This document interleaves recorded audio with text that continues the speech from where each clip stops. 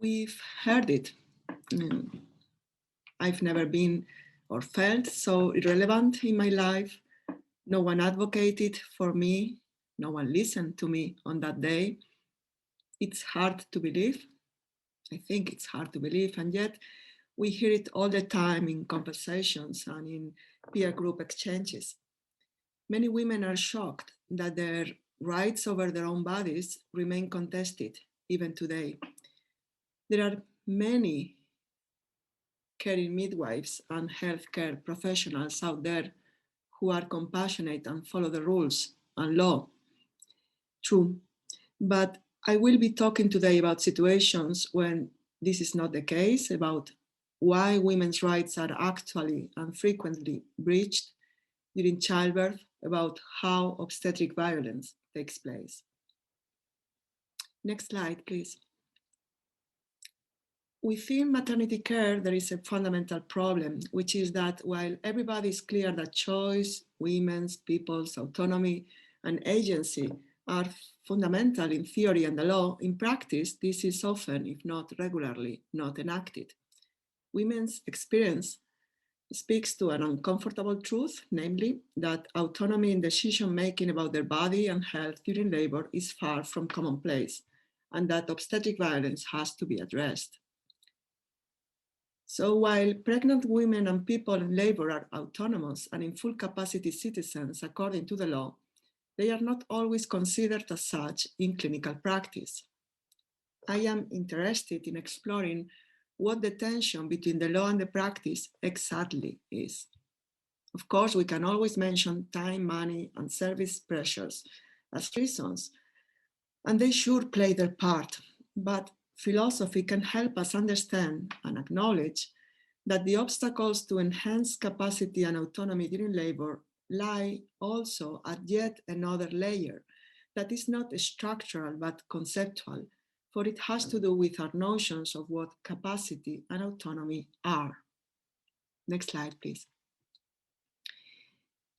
Consciously or unconsciously, professionals do not always engage in true shared decision-making with the woman during labor, because they take them to be obviously not in full capacity.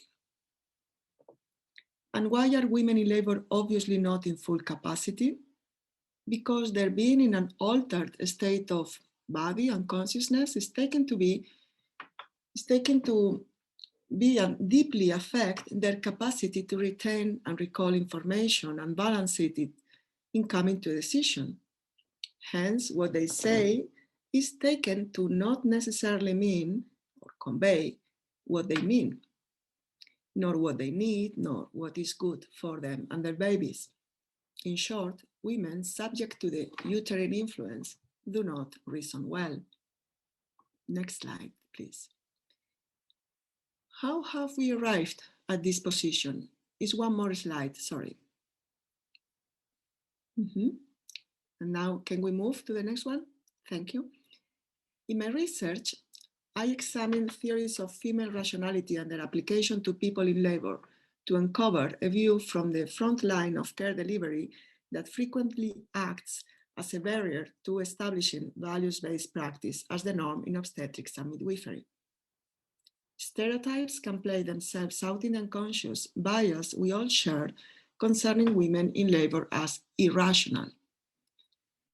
And which is the most frequent and probably most influential stereotype or implicit bias about women giving birth?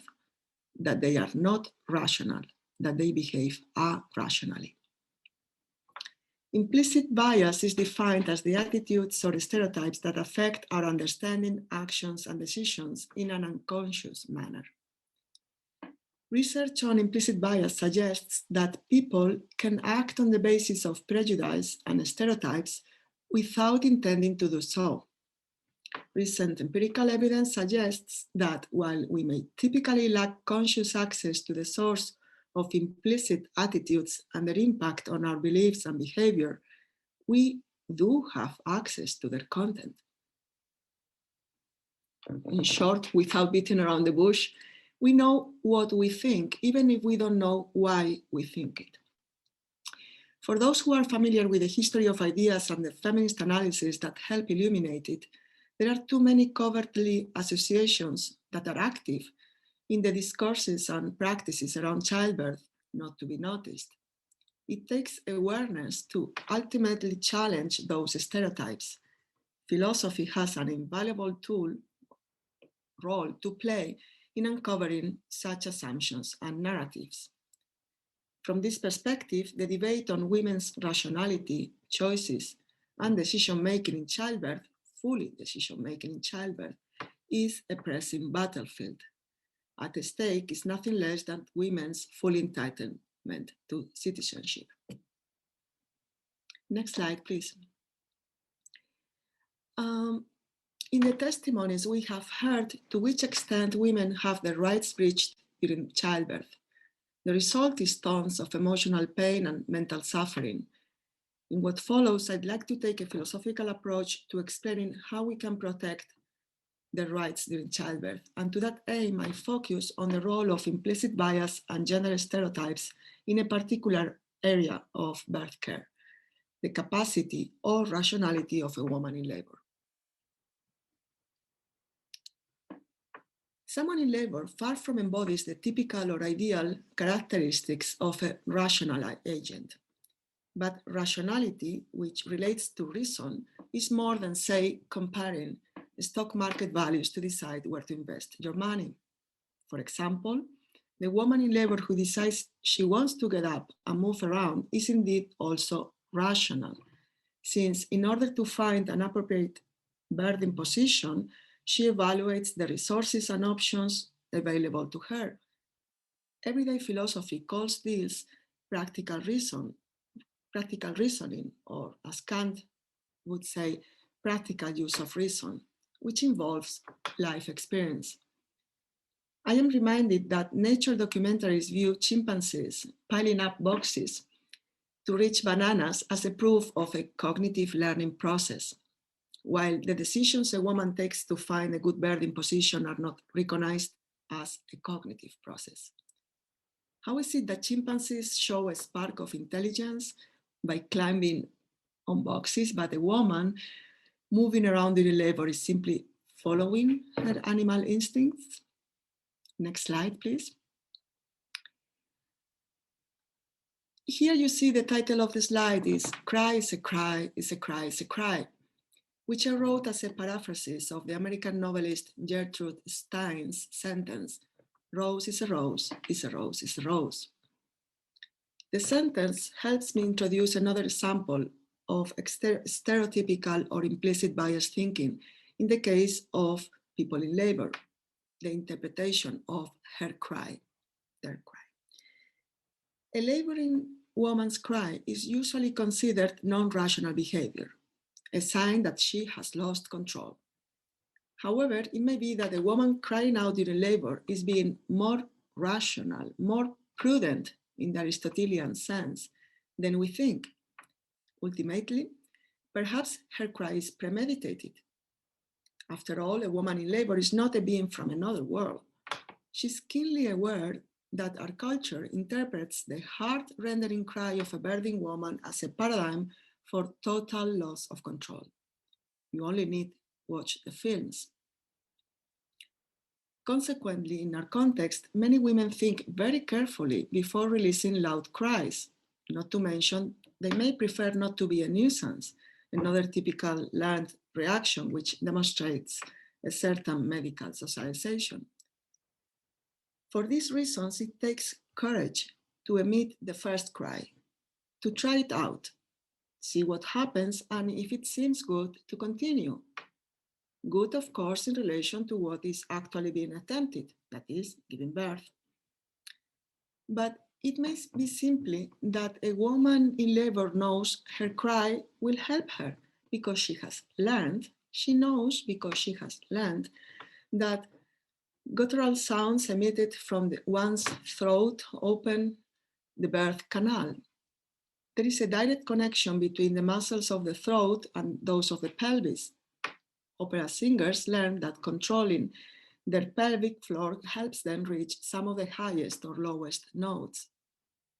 If this is the case, we will need to start admitting, as hard as it may be, that women may learn in antenatal classes or in conversations with friends that crying out may help them. When the moment arrives, they try it out and it helps. And that is why they continue. They choose, test, evaluate, and confirm. Pure method. Why are we so reluctant to acknowledge what they do is rational? Ludwig Wittgenstein, an Austrian philosopher from last century, explained that the meaning of a sign cannot be innately interpreted. Rather, a sign needs the context of social practices to realize its meaning. A quick explanation. The color red does not mean anything in itself without a context. It only means stop when it shows in a traffic light under our current driving law. Red does not mean stop unless we have the law and we have the practice of driving. A cry uttered during labor need not be any different. The cry is a sign of something. The patriarchal context interprets it as a lack of control, but the interpretative context may be different. We may interpret the guttural sound as a way of maintaining the rhythm of breathing and working through the pain. Among humans, a cry or guttural sound can have many interpretations. It can be an order, a limit, a lament, a vindication, an impact, a mantra, or an expression of relief, or an expression of pleasure, to mention a few.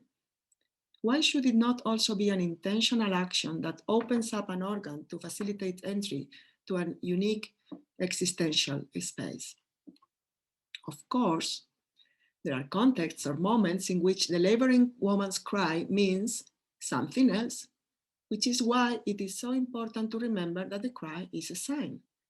The cry can, for example, signify that the birthing person is expressing their fear or anxiety, their complaint or protest.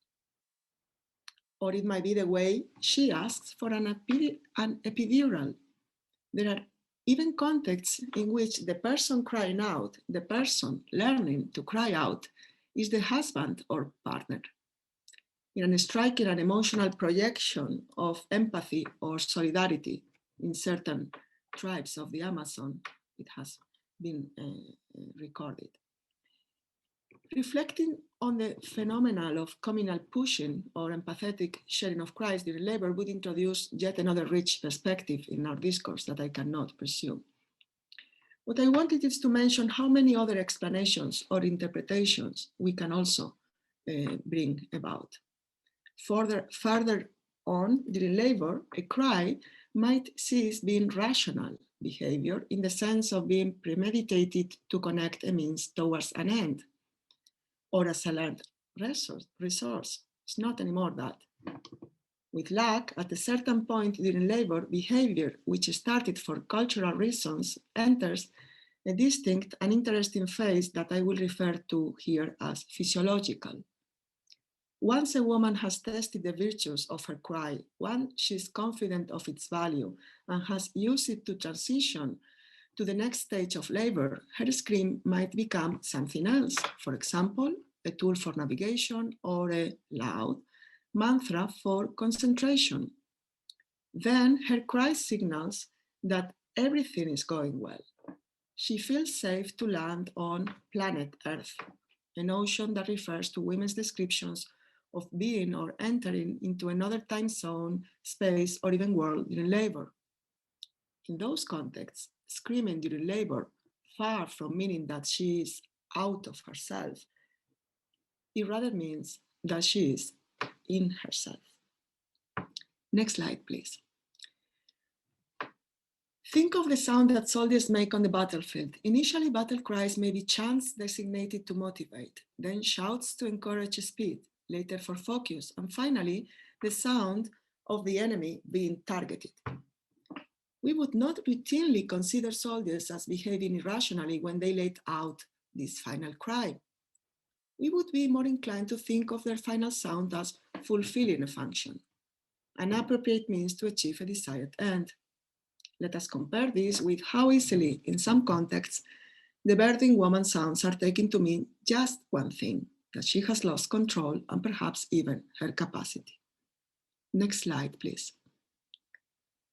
Or consider the way in which in some cultures the pain of grieving for lost loved ones is considered is signified, expressed by silent behavior when in public, while in other cultures, mourning is accompanied by or even requires heartbreaking screams and loud wails. Why are we more inclined to think of birthing language as less cultural than, say, mourning language? This is an open question. Next slide, please. As humans, birthing women do the same things as or similar things to each other. However, the same similar scream has different meanings depending on the prevailing culture, situation, lifestyle, language game, or worldview where we live, and who, where, when, and for what purpose the scream is uttered. We must challenge the uniformity of birthing behavior to allow different and better interpretations in context. The scream of a birthing woman is tuned into a specific culture and context and should be interpreted within both. To reduce the multiplicity of meanings and application of labor sounds to a simplistic, she does not have capacity, is a sign of patriarchy. We need to address this multiplicity of voices in childbirth, their autonomy and agency, and we can advance knowledge in this area by using feminist research frameworks of embodied philosophy. That is what it means to say that the birthing woman cry is a sign, and that's why I'm rephrasing this as a cry is a sign, is a sign, is a sign. Next slide, please. As you see, I do philosophy of birth. That is, I use the tools of philosophy to analyze the layers of meaning that permeate our practices around childbirth. My approach seeks to break down the silos that have existed historically between women's health and philosophical thinking. Women frequently have their rights breached during childbirth, and we need to know why this happens before we can fix it effectively. I think by taking this approach to explaining how we can protect those rights and analyzing how much of birth care continues to underestimate the capacity of a woman in labor to behave as a fully entitled citizenship might be of help. So next slide, I'm finished.